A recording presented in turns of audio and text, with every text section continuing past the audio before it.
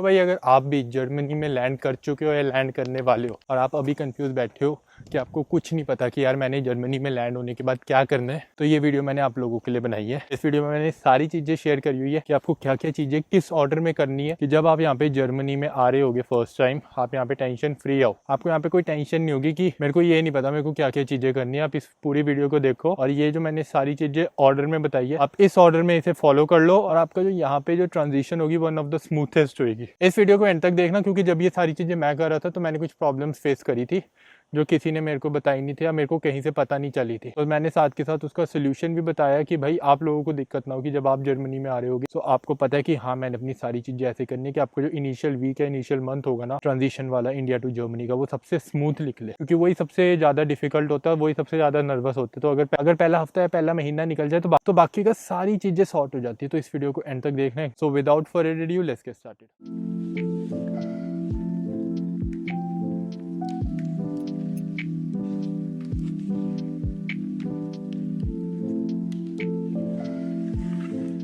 भाई अब डिस्कस करते हैं जो है हमारा पहला पॉइंट है जो है one of the most important कि उसके बिना तो आपका कुछ हो ही नहीं सकता, वो है कि आपकी अकोमोडेशन। अगर तो आपको इंडिया से अकोमोडेशन मिल चुकी है तो सबसे अच्छी सिचुएशन है, आप इस पॉइंट को स्किप कर सकते हो और आप डायरेक्टली सेकंड पॉइंट पे जा सकते हो। बट अगर आपकी अकोमोडेशन नहीं सॉर्ट हुई सो मेक श्योर कि आप सॉर्ट कर लो। और एक और एडवाइस कि अगर आप जर्मनी में आए होगे तो आपने कुछ ना कुछ टेम्परेरी अकोमोडेशन तो देखी होगी कि आप टेम्परेरी अकोमोडेशन में गए, आपका होटल या हॉस्टल, और उसके बाद अपना एक लॉन्ग टर्म कॉन्ट्रैक्ट वाला घर ढूंढने लग गए क्योंकि घर के बिना यहाँ पे कुछ नहीं है। क्योंकि जैसे ही आप मूव इन करोगे आपको आपका लैंडलॉर्ड देगा लैंडलॉर्ड सर्टिफिकेट जिसे कहते हैं ओनर गेबर बेस्टेटिंग। उसके बाद जाके आप अपनी सिटी रजिस्ट्रेशन कराओगे और उसके बाद सारा प्रोसेस होता है। तो मेक श्योर कि आपको एक अकोमोडेशन जरूर मिल गई हो। नहीं मिली तो मैंने वीडियो बनाई हुई है कि मेरे को इंडिया से कैसे मिल गई थी, उसे देखना। बट अकोमोडेशन सबसे इंपॉर्टेंट चीज़ है यहाँ पे। अकोमोडेशन के बिना कुछ नहीं है। अगर मैं आपको इन शॉर्ट बता दूँ तो अकोमोडेशन का अपना पक्का कुछ ना कुछ जुगाड़ कर लेना। तो अकोमोडेशन तो पक्का आपकी होनी चाहिए कि हाँ भाई मेरे पास अकोमोडेशन है लॉन्ग टर्म की,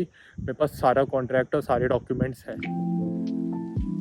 उसके बाद आता है अगला पॉइंट, लेकिन अगला पॉइंट पर जाने से पहले मैं आपको एक चीज़ और बताना चाहता हूँ। ये जो मैं आपके साथ पॉइंट डिस्कस कर रहा हूँ ये आपको इसी ऑर्डर में फॉलो करनी है, लेकिन आप इनको अपने अकॉर्डिंगली भी थोड़ा ऊपर नीचे चेंज कर सकते हो कि जो चीज़ सबसे पहले हो रही है उसे जल्दी से जल्दी कंप्लीट कर लो। लेकिन कुछ चीज़ें जैसे होगी आपकी अकोमोडेशन और आपकी सिटी रजिस्ट्रेशन, ये सबसे आपके मेजॉरिटी डॉक्यूमेंट बन जाते हैं कि इनके बिना तो आपका प्रोसेस आगे मूव ऑन ही नहीं कर पाएगा। सो मेक श्योर कि जो ये मैं चीज़ें बता रहा हूँ ये आप साइमल्टेनियसली करो जब आप जर्मनी में आ जाओ। आपका भाई कम से कम टाइम लगे यहाँ पे और आप अपनी सारी चीज़ें जल्दी से जल्दी कंप्लीट करके एज अ स्टूडेंट लाइफ जी पाओ। सो अब बात आती है जो हमारी सेकंड चीज़ है वो है भाई आपकी कॉलेज की इनरोलमेंट। अगर तो आपका कॉलेज ऑनलाइन इनरोलमेंट अलाउ करता है कि भाई आप इंडिया में बैठे बैठे अपने डॉक्यूमेंट भेजो और आपकी इनरोलमेंट हो जाएगी तो वो तो बेस्ट चीज़ है। बट अगर किसी केस में नहीं अलाउ करता और आपको जर्मनी में आके फिजिकली इनरोलमेंट करानी है तो वो भी मैं आपको सजेशन दूंगा जल्दी से जल्दी करा लो, क्योंकि उसके फायदे ये है कि एक तो भाई आप स्टूडेंट स्टेटस मिल जाता है आपको और उसके बाद आप अपने कॉलेज का सारा मटेरियल एक्सेस कर पाते हो। अपनी पढ़ाई जो आप जिस चीज़ के लिए आप जर्मनी आए हो उसे कंटिन्यू कर पाते हो। और एक और जो फायदा होता है कि आपको सेमेस्टर टिकट मिल जाती है, क्योंकि जब इनिशियल डेज में आपको इतना हर जगह जाना होता है तो अगर आपके पास सेमेस्टर टिकट नहीं होगी आपको सारे पैसे जेब से देने पड़ेंगे। जब आपकी सेमेस्टर टिकट आ जाएगी तो आपको ये पता है कि भाई मैं जितना भी ट्रैवल कर रहा हूँ वो सारा तो फ्री में ही होगा। तो इसलिए मेक श्योर कि जैसे ही आप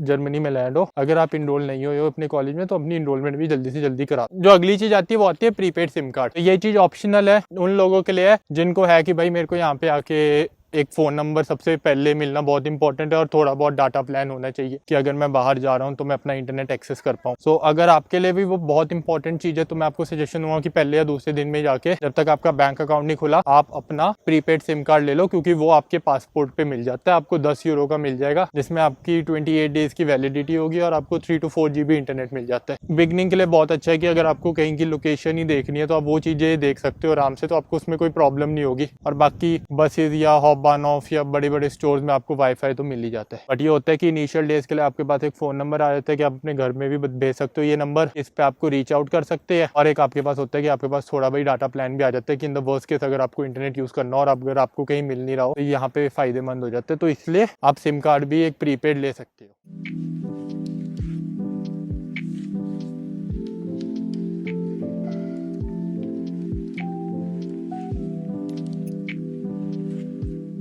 अब जो अगली चीज़ मैं बता रहा हूँ ना, वो है सबसे इम्पॉर्टेंट चीज़, वो है आपकी सिटी रजिस्ट्रेशन। जैसे ही आपको आपका घर का कॉन्ट्रैक्ट मिल जाए और आपको आपके लैंडलॉर्ड से अपना वोनुंगेबर बेस्टेटिंग मिल जाए, जो लैंडलॉर्ड सर्टिफिकेट होता है, उसके बाद आपको सबसे पहले अपनी करानी है सिटी रजिस्ट्रेशन। अब वो कराने के दो तरीके हैं। अगर तो आपको घर से ही पता है कि हाँ भाई मेरे पास कॉन्ट्रैक्ट आ चुका है और मैंने इस डेट से मूव इन होना है, तो घर से ही अपनी सिटी रजिस्ट्रेशन की अपॉइंटमेंट बुक करा लेना कि जैसे ही आप जर्मनी में लैंड हो, आप अपने 1-2 दिन के अंदर सिटी रजिस्ट्रेशन की अपॉइंटमेंट करा लो, क्योंकि जो आपको अनमेल्डिंग मिलेगा वो सबसे इंपॉर्टेंट डॉक्यूमेंट है। आपको जितने भी बाद के स्टेप्स होएंगे उसके लिए आपको आपका सिटी रजिस्ट्रेशन चाहिए ही चाहिए। लैंड होने के 2-4 दिन बाद की सिटी रजिस्ट्रेशन की अपॉइंटमेंट ढूंढ लेना, क्योंकि जब आप सिटी रजिस्ट्रेशन की अपॉइंटमेंट ढूंढते हो तो कभी कभार ऐसा होता है कि आपको हफ्ता भर नहीं मिलती। उसके लिए पहले ही इंडिया से ही देख लेना। अगर बाकी कुछ सिटीज़ होती है जैसे मेरी जैसी सिटीज़ थी, या आप अपॉइंटमेंट ऑनलाइन भी बुक करा सकते हो, लेकिन 1-2 जगह होती है यूजुअली, जो सिटी का सबसे बड़ा सिटी रजिस्ट्रेशन वाला ऑफिस होता है, उधर आप विदाउट अपॉइंटमेंट भी जा सकते हो। तो मेरे वाले केस में मैं विदाउट अपॉइंटमेंट चला गया था, तो मेरे को अपॉइंटमेंट की ज़रूरत नहीं पड़ी थी। बट मेक श्योर कि जैसे आपको आपकी अकोमोडेशन मिल जाए, सबसे पहले सिटी रजिस्ट्रेशन कराना जाके। एक और थोड़ी सी FYI कि अगर तो आप मेरी वीडियोस फर्स्ट टाइम देख रहे हो, इन सारे प्रोसेस के ऊपर कि मैंने अपनी सिटी रजिस्ट्रेशन और इसके बाद भी जितने भी प्रोसेस हुए थे, उन सब के ऊपर डिटेल में वीडियोस बताई और अपना एक्सपीरियंस शेयर किया, जिसमें मैंने साथ साथ में ये भी बताया था कि जो मैंने गलतियां करी थी उससे आप कैसे बच सकते हो। तो आई हाईली सजेस्ट कि आप मेरी वो सारी वीडियोस भी देखो। एक पूरी प्लेलिस्ट बनाई हुई है मैंने, इससे आपको बहुत ज़्यादा हेल्प मिल जाएगी कि हाँ कि एक आपका इनिशियल वीक है, इनिशियल मंथ ऐसा दिख सकता है, क्योंकि जो इंटरनेशनल स्टूडेंट्स होते हैं उनका यूजुअल केसेस में जो आपका फर्स्ट वीक फर्स्ट मंथ होता है वो सिमिलर होता है। तो आप वो सारी वीडियोज़ देख लेना। बट इन जनरल में अगर आपको बता दूं तो आपको आपका पासपोर्ट लेके जाना होता है, और उसके बाद आपको आपका जो आपका वोनुंगेबर बेस्टेटिंग होता है, जो आपका लैंडलॉर्ड सर्टिफिकेट होता है, वो लेके जाना होता है, और वहाँ पे आपकी सिटी रजिस्ट्रेशन हो जाती है। उसके बाद आपका सारा प्रोसेस ऑटोमेटिकली खुद होने लग जाता है। फिर जब आपको जो सिटी रजिस्ट्रेशन का जब आपको डॉक्यूमेंट मिल जाएगा, तो फिर आपको बाकी के स्टेप्स फॉलो करने हैं। वो है कि